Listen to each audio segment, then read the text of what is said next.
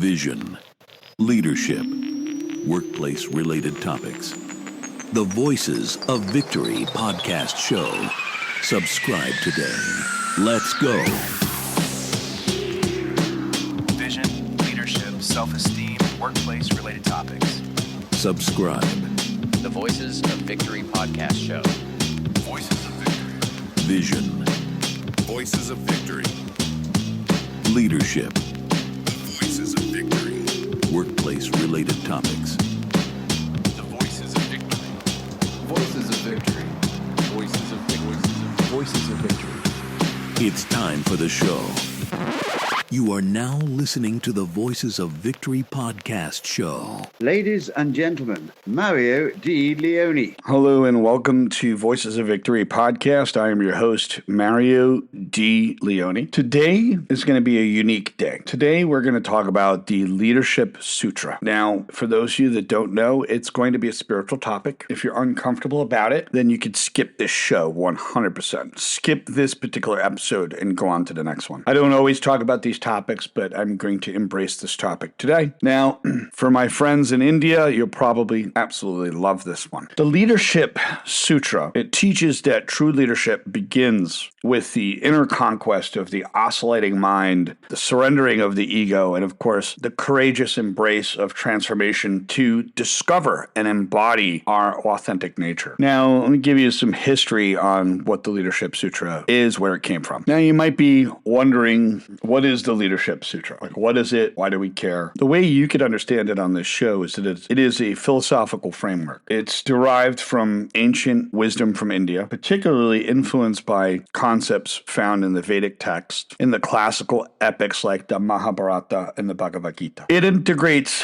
timeless principles of self-mastery, of ego dissolution, of mental clarity, and the practical demands of modern leadership. Now, the sutras serve as guiding threads. They offer the insights on how to lead with authentic nature, with resilience, and a higher sense of purpose, all by harmonizing the inner self with external challenges. So it is rooted in the idea that leadership is a journey. It's a journey of personal evolution, and the Leadership Sutras explore how these ancient teachings talk about the mind, the ego, the self, and it's all there to empower leaders to navigate the uncertainty and inspire others with the wisdom and integrity. That's what it's all about. So I think we could get down to business with this to really understand. This is going to be Leadership Sutra number 1, which is really what I call the warrior monk's expedition. So the warrior monk is an archetype at the end of the day. It's a monk is a spiritual aspect, and a warrior obviously is a fighter aspect.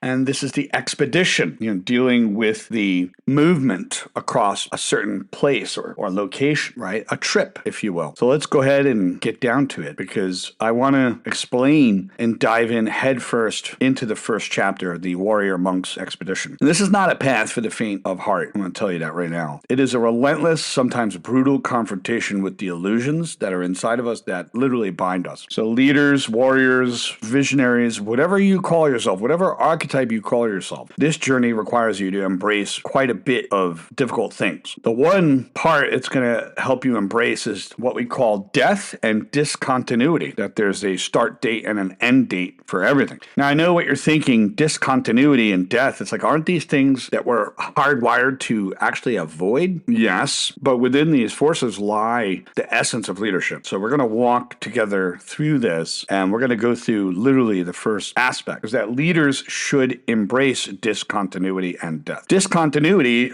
is the start date and end date for everything. It is the rupture in the flow. It's the moment when what was familiar is suddenly gone, leaving only the unknown. And that's, of course, connecting itself over to there's the end date for things. Death, on the other hand, is the ultimate discontinuity. It's a moment of transformation, so it feels pretty much insurmountable at the end of the day. But as the Mahabharata teaches us, death is not the end. It's a passage. It's an absolute passage. In leadership, this means relinquishing what no longer serves, making room for something bigger, be it ideas, be it habits, be it part of our identity, whatever the case would be. To lead is to like die 1,000 small deaths before the world even knows you've actually changed. Is that there's parts of you that you may have to let go of. And that's kind of like the ego death, or the parts of you like bad habits falling away, for example. So when a leader actually embraces discontinuity, they stand at the edge of the abyss and step forward, not in ignorance, right? Because ignorance means to ignore. That's kind of the connection to the word, right? But in profound awareness, being aware. So they know that only by shedding the old can the new emerge. That's really important. It's like the new can only come forward when you realize that you have to let go of the old. And that leads us over to the next segment, the next piece, is that all wars are first fought in the mind. And this is one that I absolutely love. The battlefield isn't out there. The battlefield is inside of you. Get it? Inside of you. The first war a leader fights is in their own mind. It's the landscape of your mind that's filled with conflicts, doubt, overthinking, fears, all of that. Now, in the Gita, they call this war the war of the Kurukshetra, right? Where Arjuna faced the chaos of his own identity before lifting his bow as a weapon. So what we can understand with this is that when people say you are your worst enemy, that has some truth to it. But there's a higher understanding to that, is that all wars are won and lost in the mind first. So best way I could put that across is that you have inner conflict, and you may have to solve those inner conflicts before solving the external ones. That's the key point here. Now, another part of the sutras is the mind is like a mob, an absolute mob. Now, I'm not meaning like, we're not talking about mob or gangsters or anything like that. We're talking about a group, like an angry, thirsty, upset group, right? The mind is that group there. It's a seething crowd of desires, too much desire even, desires, fears, conflicting voices, people telling you what you can and can't do, people telling you who you are. And you know what? It pulls you in 1,000 directions. It'll whisper yes to one thing and no to another. So you as the leader, you're tasked with the idea, you have to confront your own mind. You have to confront all these overthinking and negative thoughts and bring order to chaos. And that's why meditation was such a powerful tool and still is to this day, and it's scientifically backed. So it's so important to just bring that into the point. But how do we do that? Well, we have to understand that the mind is not the master. It is a tool, a volatile, unruly tool at times, but a tool nonetheless. So leaders learn to watch the mind without being consumed by it. They let thoughts pass like clouds. And that's the thing. Thoughts come and go. Feelings come and go. It's about what you decide to hang on to, what you decide to cling on to. So you have to let thoughts pass like the clouds and find a clear sky behind them. And how do we find a clear sky? Again, meditation, breath work. These are tools. Let's go over to the next segment. It's that the ego is a disposable idea. Let's talk about the ego from the sutras. The ego is fragile, it can be overconfident, and it can be the ruler of the mind. It's the voice that screams, I am this, I am that, I am that, I am who this is, I am the leader.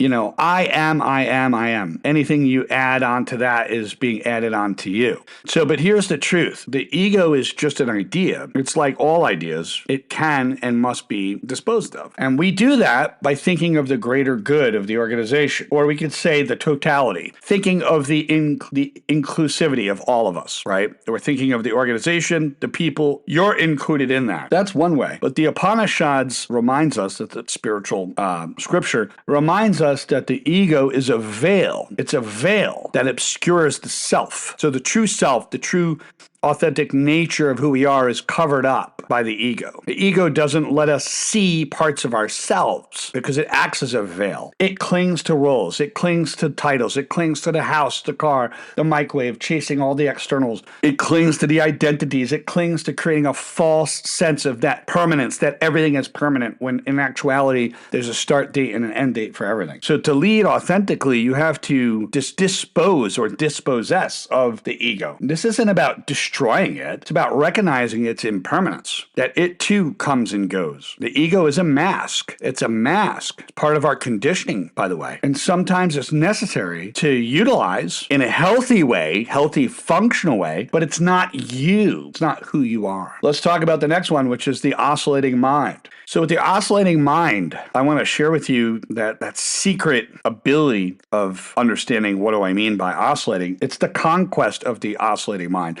our mind oscillates. So if you think of an oscillating fan, like a fan that goes back and forth to cool the room, one that just goes left and goes right and starts oscillating, our mind does that. It oscillates. And the Gita describes this as the mind's tendency to swing between fear and courage, action, inaction, doing, not doing, certainty and doubt, certainty and doubt, certainty. It's this oscillation. So when we conquer this oscillation, it's not to silence it, but to harmonize it. We can picture a pendulum, for example, swinging wildly in both directions, but your task as a leader is to find that still point, where the clarity shows up. And that's where that invincibility is born, is when you gain clarity, you can suddenly say, yes, this is the way to go. So yeah, you may have to remove yourself from being overloaded with all kinds of information. You may have to go for a walk in the woods quietly and literally think clearly at that moment, gain clarity, and then make a solid direction. Stopping the oscillation is a great way to do it. You can meditate on something, you can contemplate, or you can go out in the woods.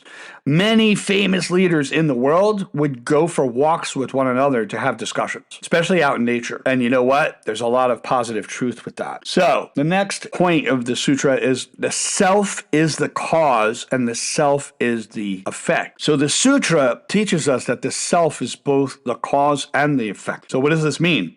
It means that every action, every thought, every decision originates from the self, from yourself, and it ripples outward. So you are creating the very reality that you experience based on your decisions, because your decisions originate from yourself and they ripple outward. Now in the Yoga Vashita, right, there's a story of a prince who dreams of being a pauper. And when he wakes, he questions which version of himself is real. So the sage replies, both are projections of your mind, which is really powerful. So as leaders, we must understand that the world we encounter is a reflection of our inner state. That I like to say that your belief system, your mind is the GPS of your life. I always say that. So your inner state is part and parcel to that outer world. So change begins within. So if you want to change the world, you have to start by hunting for that I that's inside of you. Who are you? Beyond the roles, beyond the mask, beyond the stories, right? Beyond the narratives, beyond your conditioning, beyond your upbringing, if you will. So it's all about hunting for the I. We're going to talk about that. The I, you got to remember, I is like the first letter in identity, right? So from this traditional sense, the identity is connected to a larger spiritual component, right? It's connected to, right? There's a funneling of that, if you will. So understand that the final piece of this sutra is perhaps the most profound. Hunting for that I, the identity, who am I? Who am I, right? In the Upanishads, this search is described as peeling away the layers of illusion to find that eternal essence of your soul that's beneath, the eternal self that's beneath it, right? You can think of it almost on a soul level, where your soul is infinite in nature, but your body's temporary, and your whole personality and everything about you is just nothing more than a construct, if you will. So leadership is no different. It's no different to lead others, and you must first know yourself. And this isn't superficial knowing. It's not your resume or your accolades. It's a raw, unfiltered understanding of your core essence of who you are. So hunting for that I, it means sitting with that discomfort on occasion, facing your fears, asking the hard questions, realizing that the soul essence of who you are is far larger. So who are you when everything else is stripped away? And the answer is, you're not a destination, you're not a journey, you're the vistas along the way. So the warrior monk's quest is not about conquering other people. It's about conquering yourself. It's about